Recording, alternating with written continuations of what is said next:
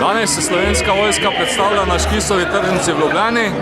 Predstavljajo se enote 1. brigade iz Rodovskega bataljona in pa Center za združeno usposabljanje iz Postojne. Uprava za obrambo Ljubljana predstavlja možnosti zaposlitve, predvsem predstavljamo možnost 5-letne pogodbe in pa prostovoljno služenje vojaškega roka.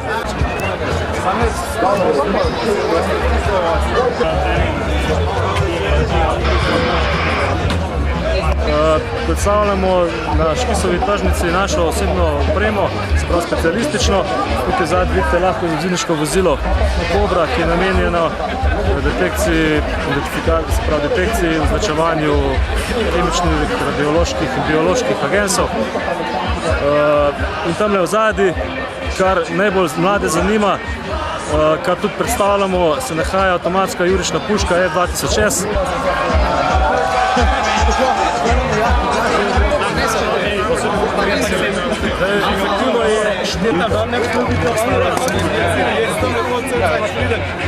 Lahka raketna baterija 1. brigade predstavlja simulator igle. Kaj sama? Za tem v hribu. Ker to dvigne malo samomer. Zdaj je zadev, ne? Bravo, Marko. Je pa čak še malo. Odlični. Da imaš podhod.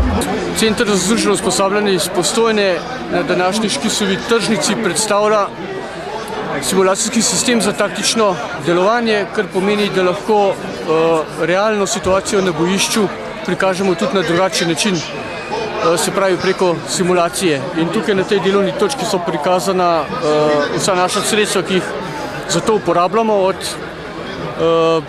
preprostih pehotnih orožij do protioklepnih orožij in pa tudi za mano tudi sistemov, ki se jih namešča na vozila, ki ustvarjajo isti učinek kot pa v realni situaciji.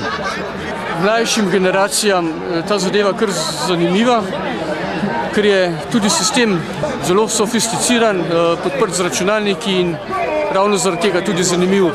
Veterinarska enota na Škisovi tržnici predstavlja mobilni mikrobiološki laboratorij za nadzor pitne vode in hrane.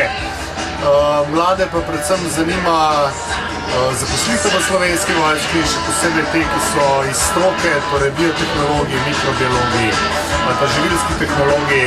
Sem biotehnologinja in danes sva se s prijateljico ustavili na Škisovi tržnici in sva šli malo prav pogledati. Pa sva pa opazili, da pri vojakih imajo en zanimiv laboratorij in se šli pogledati in sva ugotovili, da si lahko kot biotehnolog ali pa mikrobiolog tudi zaposlen v vojski.